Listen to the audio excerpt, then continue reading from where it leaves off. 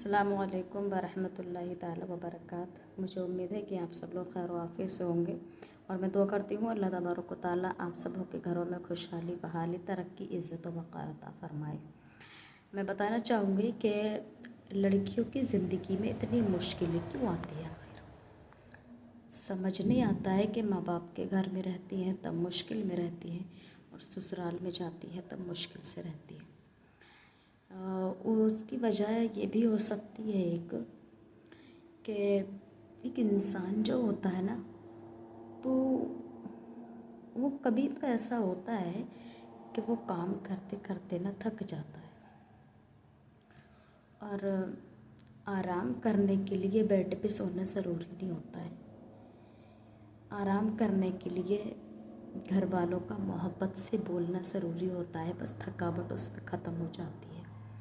अब कोई ये कहे कि घर में सब मुश्किल में रहते हों और तानाज़नी करते हों और बेड पे सो जाओ तो ये मुश्किल ख़त्म नहीं होती है। जैसे कि हमने देखा है कि गरीब लड़कियों की शादियों में और उनको जहेज़ दिया जाता है कि ताकि गरीबों की शादियां आसानी से हो सकें।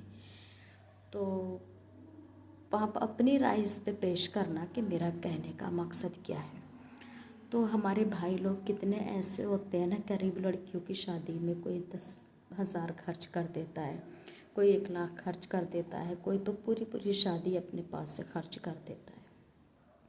लेकिन वो शादी में जहेज़ तो दे देते हैं, लेकिन उसकी ज़िंदगी कैसे ससुराल में गुजरवाना है और उसको गुजारना है, उस चीज़ पर उन्हें कोई मतलब नहीं रहता है ना।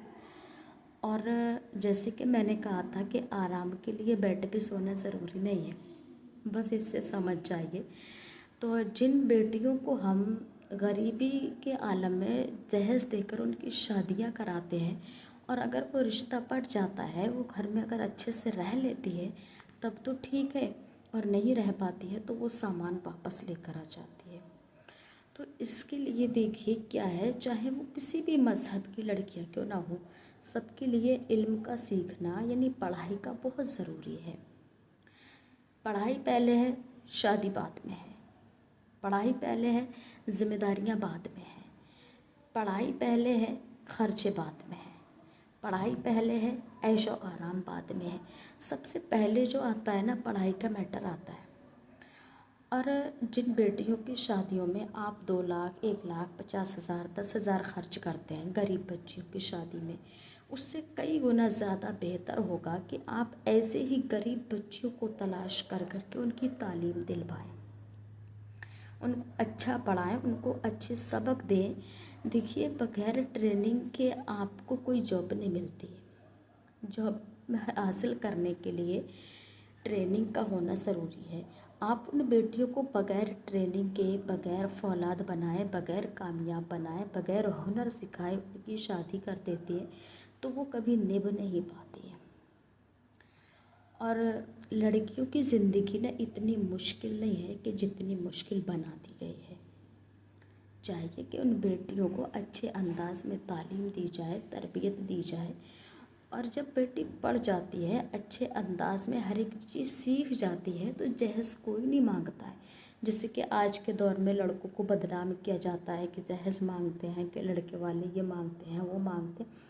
ऐसा नहीं है, जहाँ तक मेरी सोच है। सब नहीं है ऐसे, कुछ लोग हैं, और कोई खूबसूरती का भी भूखा नहीं होता है।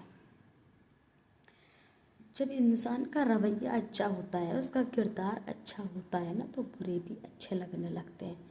और इंसान अगर अच्छा नहीं होता है और आप पूरी कायनात उस लड़के को दे दे तो वो रिश्ता कभी निभ नहीं सकता। तो इसलिए बगैर ट्रेनिंग के आपकी बच्ची कामयाब नहीं हो सकती। इसलिए पहले गरीब बच्चियों को दान करने से पहले, उन पर सदका करने से पहले आप देख लिया करें कि आपके पड़ोस में, आपके गांव में, आपकी रिश्तेदारी में कोई गैर पढ़ा लिखी बच्ची तो नहीं है, बच्चा तो नहीं है। पहले उसकी तालीम दिलवाएं, वो अपने आप को खुद एडजस्ट कर लेगी। तो आप इस बात से समझ के होंगे कि आराम हासिल करने के लिए बेड पे सोना ज़रूरी नहीं होता।